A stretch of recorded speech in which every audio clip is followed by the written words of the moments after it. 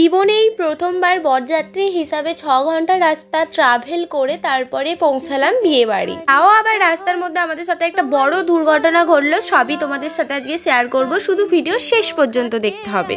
Hello everyone, আশা করি তোমরা ভালো আছো। আর আমিও ভীষণ ভালো নেই, কারণ আমার ঠান্ডা লেগেছে, তার জন্য আমার গলার ভয়েসটা একটু অন্যরকম লাগছে। যারা আমার প্রত্যেকটা ভিডিও দেখেছো তারা তো বুঝতেই পারবে। আমাদের এখান দিয়ে তো বাস ছেড়ে দিয়েছে, আমি রেডি হওয়ার আগেই বরের গাড়ি ছেড়ে দিয়েছিল, যার জন্য বরের ভিডিও আমি করতে পারিনি।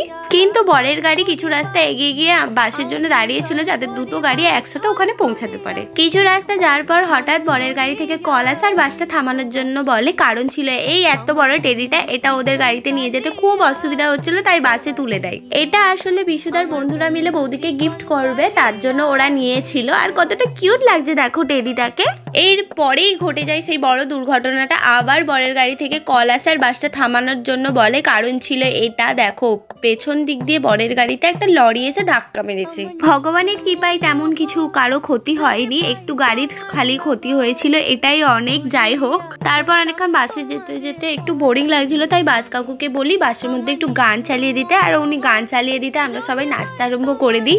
আমি, বৌদি, আমার সব দাদারা মিলে প্রচুর নেচেছিলাম বাসে যেতে যেতেও। কি করব, রাস্তা তো শেষই হচ্ছিল না, বসে বসে কতক্ষণ ভালো লাগবে বলো, তাই একটু সবাই মিলে নাচতে আরম্ভ করে দিয়েছিলাম। 4 ঘন্টা বাসে বসে থাকার পর বাস গিয়ে থামে শক্তিগড়ে। তারপর ওখানে আমরা সবাই একটু বাস থেকে নেমেছিলাম, নেমে যে যাত্রার মতন টিফিন করে নিয়েছিলাম, কারণ এখনো 2 ঘন্টার রাস্তা। আর এইদিকে বরের গাড়িও থেমে গেছে, আর বর ওইদিকে ফোনে ব্যস্ত।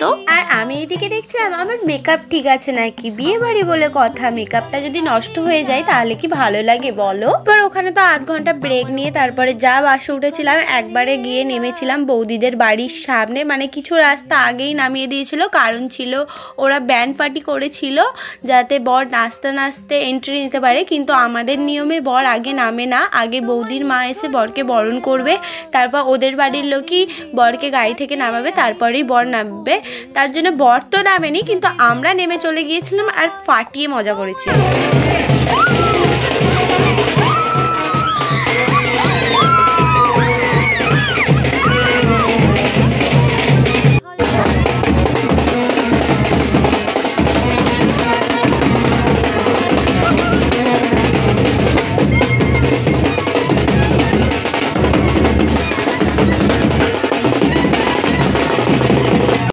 বন্ধ করে ওদের বাড়ি থেকে বরযাত্রীর জন্য যে জায়গাটা বসার ব্যবস্থা করেছিল ওখানে গিয়ে বসতে আমরা দেখি ওদের বাড়ির লোক এসে আমাদের দিকে হাতে করে টিফিন দেয়, যেহেতু আমরা অনেকটা দূর দিয়ে আসছি। টিফিনে বেশ অনেকগুলোই খাবারের আইটেম ছিল, এই ঝুড়ি ভাজার মতন একটা ছিল, তারপর ফ্রুটি ছিল, কেক ছিল, একটা প্যাটিসের মতন ছিল, আর একটা সন্দেশ ছিল।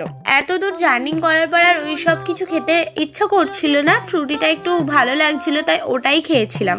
আর এই হলো আজকে আমাদের নতুন বৌদি, আর বৌদিকে আজকে অপূর্ব লাগছিল। বৌদিদের ওখানে জায়গাটা একটু শর্ট ছিল, আর ওই শর্ট জায়গার মধ্যে অনেক লোক হয়ে গিয়েছিল, যার জন্য সামনাসামনি ভিডিওটা নিতে পারিনি, একটুখানি ফাঁক দিয়েই বৌদি ভিডিওটা নিয়েছে। এখানে আমরা একটু কফি আরে খেয়ে নিই। আর ওখানে কিন্তু ডিজে করেছিল, আর ওখানকার লোক প্রচুর নাচছিল, সেটা দেখে মেজদা এসে বলছে যে তোদের দেখে এখানে নাচতে হবে না, তোরা সেখানে নেচে নিস, সেখানে নাচতে গেলে তোরা হুমড়ি খেয়ে পড়ে যাবি। অনেকক্ষণ মনটা ভাত ভাত করছিল, তাই আর বেশি দেরি করিনি, খেতে বসে গিয়েছিলাম। এখানে আমি তোমাদের দিকে মেনু কার্ডটা দেখাচ্ছিলাম, কিন্তু দেখলাম ক্যামেরায় সব উল্টো লেখা দেখাচ্ছে, তাই আর ভালো করে দেখালাম না। ওর বৌদিকে নিয়ে যাচ্ছে বিয়ের পিঁড়িতে, কিন্তু আমরা বিয়ের ওখানে কেউই যায় না, কারণ আমাদের মাথায় ছিল আবার আমাদের দিকে 6 ঘন্টা বাসে জার্নি করতে হবে, তাই একটু পাহাড়ে মিলে ভালো করে রেস্ট নিয়ে নিয়েছিলাম। শরীর কাটাই তখন 1:30, আর আমরা রওনা হয় বাসে ওঠার জন্য, কারণ বাস আর কিছুক্ষণের মধ্যেই ছেড়ে দিত, সেই কারণে। তো আমাদের বাস ছাড়তে 3টে বেজে গিয়েছিল, আর আমি বাসে ওঠা থেকে ভস ভস করে ঘুমিয়ে গেছি, কখন বাস ছেড়েছে আমি জানি না। তারপরে বাস গিয়ে থামে শক্তিগড়ে, আর ওখানেই আমার ঘুম ভাঙে। তারপর মা আমাকে বলে যে 3টেই বাস নাকি ছেড়েছিল, আর এখানে আস্তে আস্তে 5:45 বেজে গিয়েছিল শক্তিগড়ে। শক্তিগড়ের তো ল্যাংচা বিখ্যাত, এটা আমরা প্রায় সবাই জানি, তাই বাসের সবাই বাড়ির জন্য ল্যাংচা কিনে নিয়েছিল ওখান থেকে। আর ওখানকার বেশিরভাগ দোকানের নামও কিন্তু ছিল ল্যাংচা ভবন। এরপর কিছুক্ষণের মধ্যে আমাদের বাস ছেড়ে দেয়, কিন্তু আমার চোখে আর ঘুম আসেনি, কারণ ছিল এত সুন্দর একটা পরিবেশ, কি অপূর্ব লাগছিল এই ভোরবেলার পরিবেশটা। তাই এই এত সুন্দর পরিবেশটা উপভোগ করতে করতে চলে আসি একদম বাড়ি। আমাদের বাড়ি আসতে কিন্তু 10টা বেজে গিয়েছিল। আজকের মতো ভিডিওটা এখানেই শেষ করছি, দেখা হবে অন্য কোনো একটা সুন্দর ব্লগে, ততক্ষণের জন্য সবাইকে বাই।